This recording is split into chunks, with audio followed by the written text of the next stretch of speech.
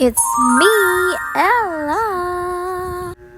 And for today's video, tayo ay mag-upcycle ng pantalon.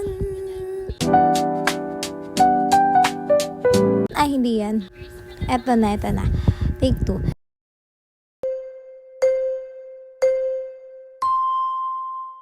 So, eto nga pala yung old pants ng papa ni Riri. So, nag-decide ako na gagawin ko na lang siyang short para naman magamit kasi ang tagal nang nakatambak niyan. So, gagawin kong short na lang ng papa niya.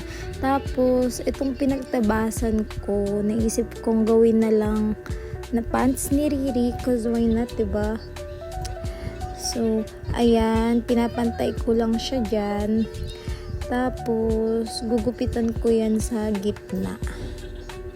Ayan, kumuha lang din ako ng short para yun yung gagawin kong guide. Ayan, as you can see. After kong masukat yung dapat kong gupitin, ayan, sinimulan ko na siyang gupitin. At inuna ko yung isa kasi makapal yan. So, kapag dalawa ko siyang ginupit or sabay, mahirapan ako.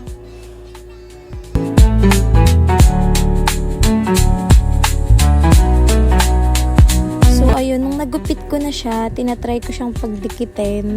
Ayan, kaya lang hindi talaga kaya. Kaya ang naisip ko, bakit hindi ko tahiin?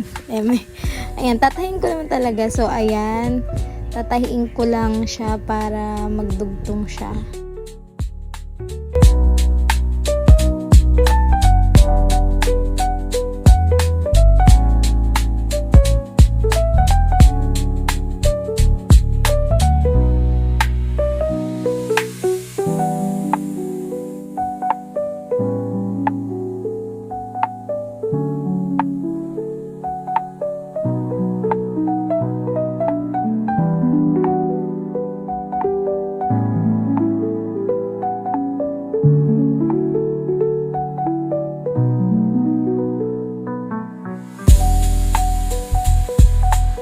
So, after ko tahiin yun, ito namang ilalim ng pants, dinupi ko lang siya.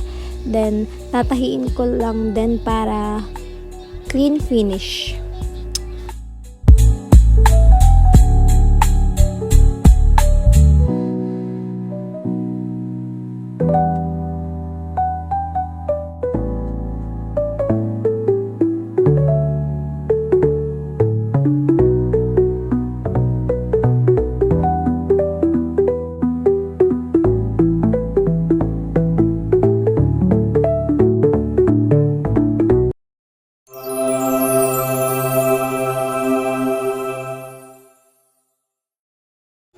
At yan na nga yung pants na nagawa ko. O diba, hindi na masama.